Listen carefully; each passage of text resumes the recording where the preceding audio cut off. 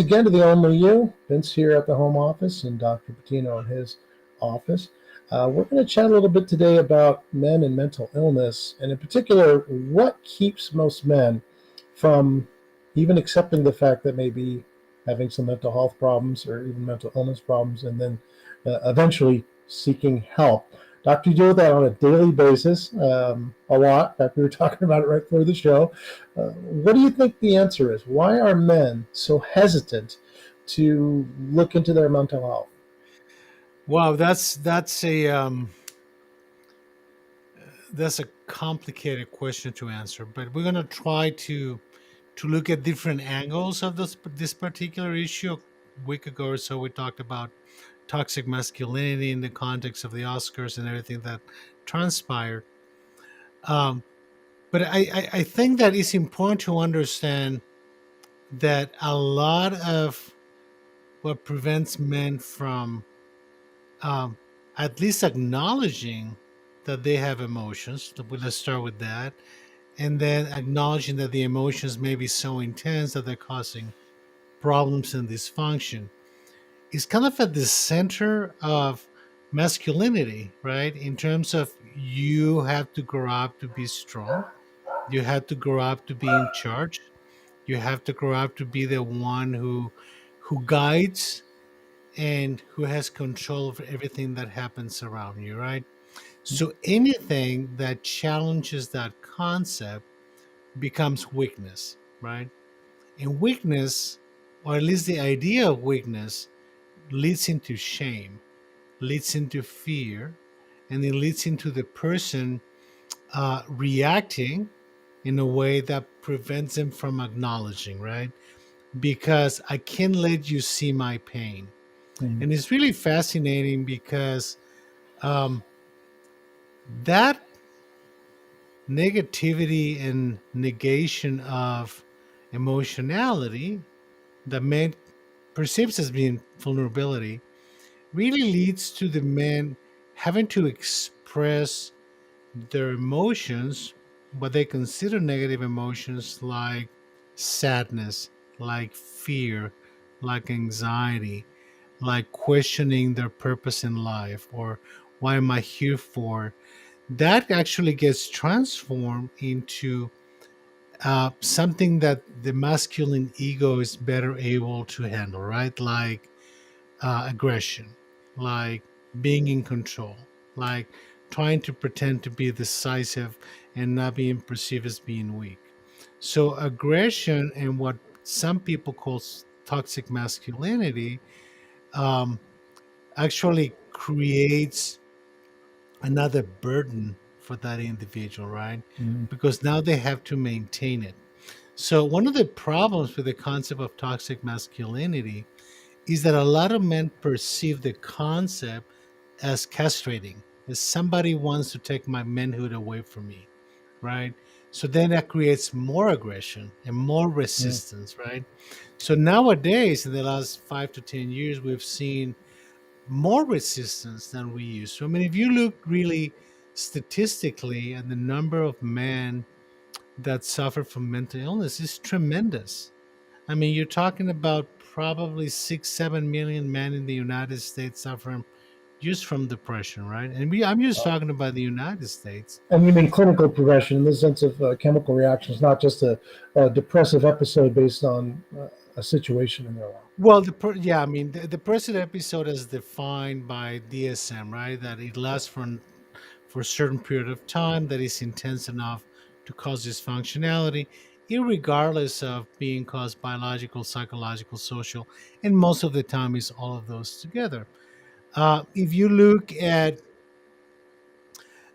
problems like anxiety, which is basically exaggerated fear that is consistently present and also leads to a lot of dysfunctionality. Well, you start looking at a lot of men that suffer from that disorder. Probably twice as many men with anxiety as those with depression, and a good Wow. number of those overlap, and they have both disorders, right? So it becomes terribly important to identify this because this has consequences, right?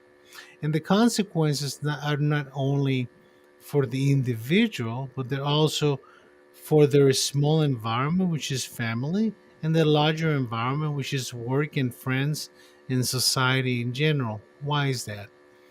Because men are gonna is gonna manifest they're gonna manifest their emotions in certain way. That is not questionable. The problem is how it is being manifested, right? So, what are the consequences just of men not manifesting their emotions in a more adequate way? Well, the consequences are domestic violence, violence in general, excessive substance abuse, um, drug abuse, alcohol abuse, suicide. So, if you start looking at the statistics, man actually has more of a need for socialization and acceptance than women do. Hmm. We just don't say it, right? How do we know this? Let me give you one statistic that has to do with suicide, right? Um, in older men, elderly men, when they lose their wives, the percentage of men who die by suicide is a lot higher than the percentage of women that die by suicide when they lose their husbands, Hmm. right? Statistically significant, I mean. Oh yeah, absolutely. Like 10, So, 15, 20% higher. What was the number, if you well, remember? you're looking at probably twice as many, Wow. right? So when I have students, for example, and we're talking about suicide risk, of course, the two highest suicide risk are adolescent males, and elderly males. And elderly males, I usually tell them if somebody has recently lost his wife or his companion or his partner, you have to be vigilant for the evolution of suicidal thinking and behavior, right? And it's not easy to find, right? So, let me give another statistics. In general, men kill themselves at twice the frequency of females. Wow. Now, females tend to attempt suicide more often, but they tend to complete it less often, right? So, when we think about one of the most serious consequences of lack of connection emotionally and emotional trust, we're looking at some of these situations. Let's not talk about alcohol, right? Alcohol has a problem that is complicated because alcohol technically is a substance that is mind altering, right? And it's mind altering in a way that it works in the brain in the same centers that reduce anxiety. Hmm. So with people, for men with anxiety, alcohol becomes very attractive because it liberates you from your fear, at least temporarily. So we see men who are very shy, socially introverted, who don't relate to people, are very afraid of social interaction. You give them a couple of drinks, and then they're the life of the party, right? And it's not because the intoxication necessarily but because of the removal of the anxiety. Hmm. So these are anxiety soothing substances, right? Then we have certain men that tend to be very withdrawn, depressed, and find amphetamines, right? And they start abusing amphetamines and they become very energetic, euphoric for a period of time, and then they can't stop using it. So there's a big correlation between the mental illness and is two bi-directional, right? Between mental illness and substance abuse. We have to keep that in mind. So they're basically self-medicating because they don't have no other, um, you know, methods of kind of managing their feelings. How does one, as a male in our society, where do they find that? I mean, I remember Crocodile Dundee back in the day, that movie, where the guy said, "Hey, there's a psychologist or psychiatrist." He goes, "Well, that's what friends are for." But does our society really, here in the U.S. in particular, have that?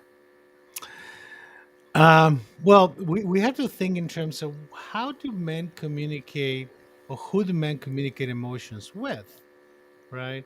And if you look at Anglo-Saxon societies in general, maybe there's some small differences in Latin American society or in African societies or Jewish societies, but in general, traditional Anglo-Saxon white men tend to develop trust over time with their partner.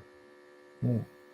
So that is actually a two-way street. It's a tremendous opportunity if the partner is able to communicate emotions and to learn together how to, right? How do we talk about how we feel? But it's also a challenge in that that partner can easily become victimized, right? If you have someone who is, because someone who is close that you trust, but if you feel threatened by that person, it's very easy to victimize that person because he's available, And they know right? all your secrets, right? Exactly. So hence all of the issues that we see with domestic violence, for example, right? Mm. So these are complicated issues, but men suffer from depression um, probably as often as females, but they don't get diagnosed. They don't get evaluated. They get diagnosed with other things, especially with depression. I find it fascinating, and we always miss it in the family medicine office or in the internal medicine office or the orthopedic surgeon's office, in that the patient comes in complaining of physical symptoms, right? Physical symptoms that don't make a lot of sense, right? They're very vague. For example, the patient may come and say, I have a lot of upset stomach, and I'm not able to sleep at night. I feel tired all the time. My back hurts, you know, and this has been going on for about a month. Um, And then we start doing all kinds of workups, right? We start looking for a lot of different things. And we forget that men will not come to the doctor's office and say, I'm sad. I mean, he would not even allow himself to consider the possibility of being sad. So it's a lot easier to verbalize the physical symptoms. We have to remember lack of sleep, fatigue, aches and pains, you know, lack of motivation, lack of interest. They're all symptoms of depression. Yes, you may get them when you have the flu too, right? But men will not say, and by the way, I've been pretty sad.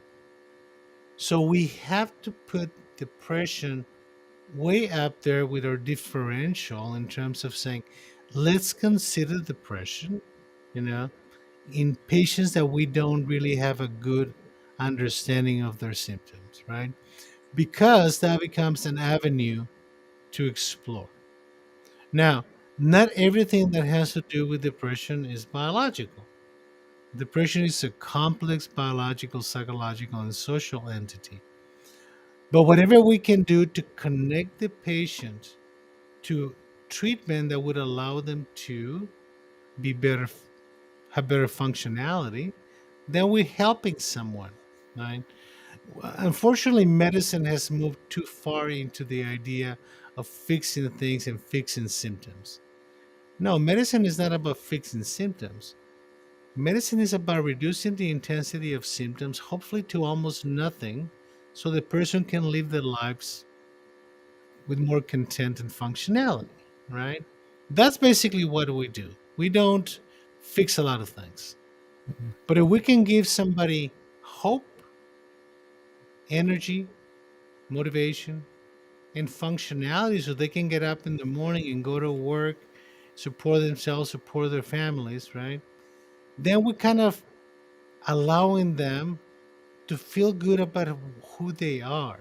But if we don't find that avenue, the person is going to go back in, is going to become chronically physically ill, right? Nobody knows what's going on with this person. It will never make a connection, right? Now, this requires, though, that we understand the dynamic of masculinity, right? Because masculinity didn't happen, it was learned. And it has biological components, psychological components, and social components, right?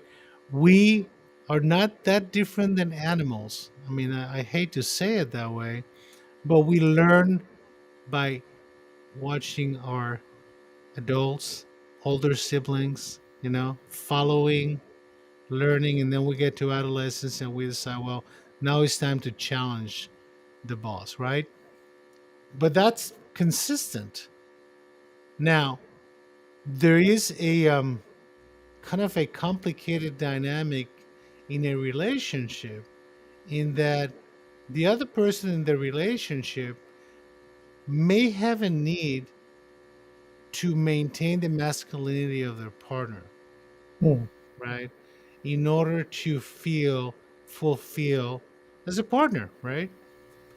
So there needs to be some understanding that in order for us as a couple to be able to succeed and have longevity, we have to learn to be weak in front of each other. Oh, interesting. So, a question: since all these men are uncomfortable with it, they do go to their GPs potentially and complain of issues. How did it get to you? I mean, if they're so unwilling, how did all these guys? I mean, I'm assuming you're at 50-50 maybe. How did it get to you? It sounds like they didn't get there. You either be kicking and screaming because their partner, significant other brought you there, or because they were hospitalized or incarcerated. I mean, it sounds like. Well, there are a few men, I have to say, that are balanced enough to recognize that they need help. They don't know exactly what they need help with, right? But more often than not, men go into the psychologist or the psychiatrist for what I call a borrowed motivation. Is not necessarily they woke up in the morning and say, "Hey, I need to see a psychiatrist today." Right? But that is also the case for people who abuse substances, right?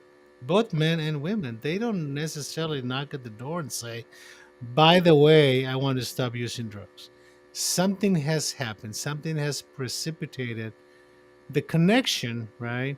Of saying something is not right, it's affecting my functionality, the functionality of my family and my environment, and I need to do something about it. Now, very often, though, especially in the cases of serious substance abuse, severe depression, sometimes psychosis, the individual gets forced into treatment. It's like a shocking type of situation. It's like if you had you never had an epileptic seizure, and now all of a sudden you have one, right? Well, everybody starts panicking. So how did this happen? So we need to do an assessment to try to understand how this person ended up from point A to point B, right, with this situation now. And then you have to do an exploration. Now, it's also important to understand that diagnosis in psychiatry is not an event. It's a process, and it's a lengthy process, right? And that's why we collect so much information. I have my students collecting information where the person was born, the delivery, what kind of issues they had during the childhood, what kind of substances they have used, what kind of trauma they have sustained. And we're kind of building the script of a movie, right? And up until the point that the patient is in front of you. Because at that point, when we have some understanding, right, we have to present the individuals. We think that this is what is happening with your life, and most of the time it's not because they're defective, but there are biological circumstances, there are psychological circumstances, and social circumstances, and we have to approach all of them, and that takes time. Now, this sounds kind of mumbo jumbo psychological jargon, right? But let me try translate it for you in medical terms. If you have diabetes, right, we want to know your family history. We want to know at what point do you start having some symptoms. We want to know how this has affected your life. And then you're going to get to us and we're going to say, by the way, you seem to suffer from diabetes. And then this is your treatment plan. Your treatment plan may include you taking some medications, may include you losing weight and following a diet. It may include you having a low stress life because stress is bad for diabetes. It's the same thing, right? It's just that when we're presenting in the context of psychological terms, men in particular are very afraid of stigma, right? Stigma for men is like the plague. You have to try to avoid it. I don't want anybody to tell me that I'm bipolar or that I'm schizophrenic or that I have depression or that I have PTSD or panic attacks or whatever, right? So we have to understand. I try to explain to patients, in particular men, that none of what I'm telling you makes you defective. It makes you intense. Mm. And that's kind of a paradox, right? Because I'm using a term that boosts their masculinity. You're intense. So your intensity is problematic both biologically, psychologically, and socially because it affects your interaction with the world. So whatever we do to help you get better is going to be reduce the intensity so you can be as content or as miserable as the rest of us, right? So the problem that we're seeing nowadays, and I mean, I consider myself an old timer now, is that everything is directive.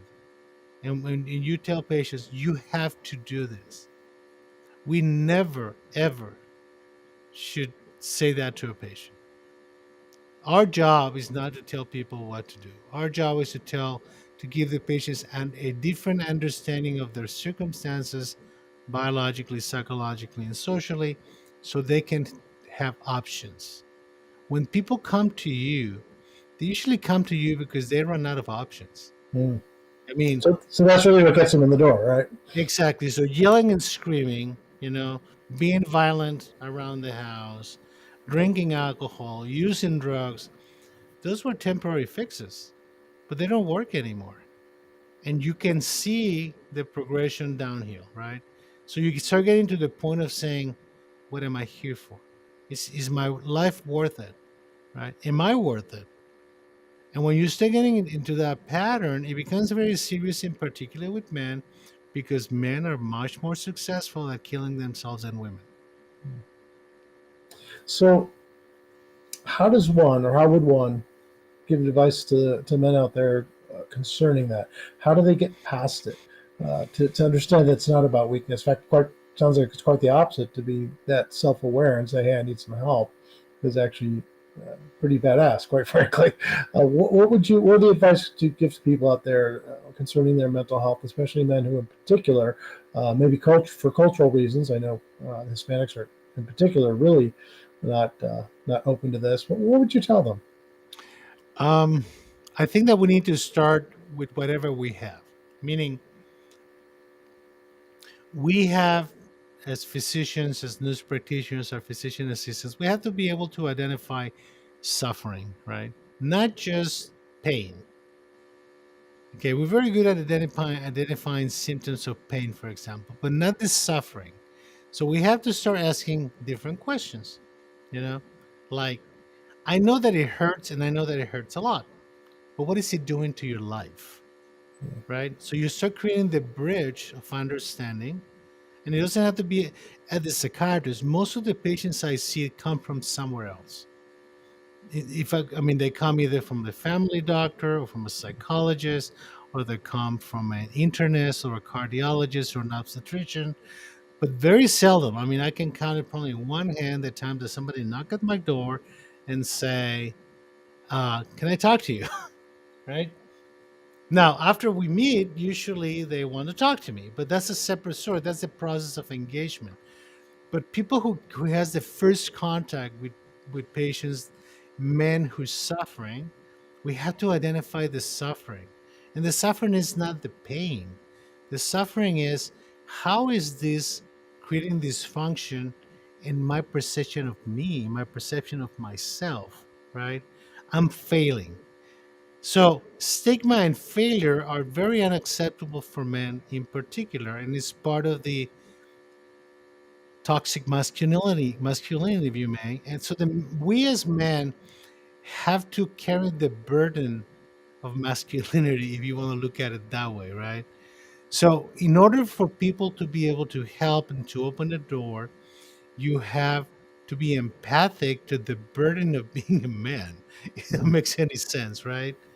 Because it's not just, I mean, it looks very powerful, in control, aggression, decision making, blah, blah, blah, right?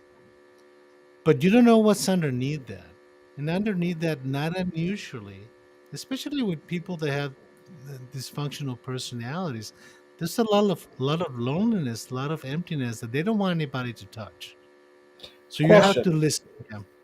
So, my little person who is always the guy that all the other guys go to talk about their issues. Why does that happen? And how does that guy get help when no one talks to him? It's always it's a one way street. I mean, that's your job for the most part. But I mean, how do men deal with that? How do you deal with that? Well, your best friend is usually one of the first avenues. So who becomes your best friend? Usually somebody who's been there for a long time, just like a partner, and somebody who has listened to you, who's listened to you in a non-critical, non-judgmental way, which in other words you can translate into empathy, right? So for that, there's got to be somebody who's balanced enough to listen, right, and not feel threatened by other men's um, approach, right? Um, I'm Hispanic, right?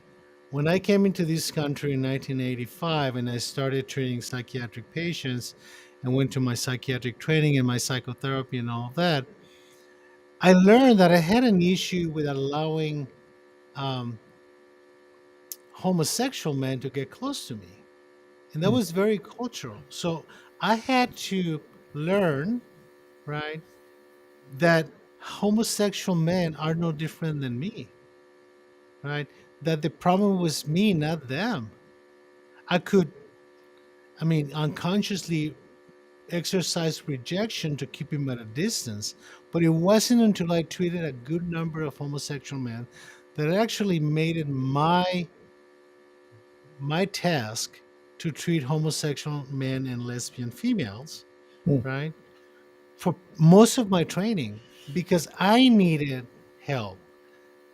I mean, me treating them was as much about them as it was about me.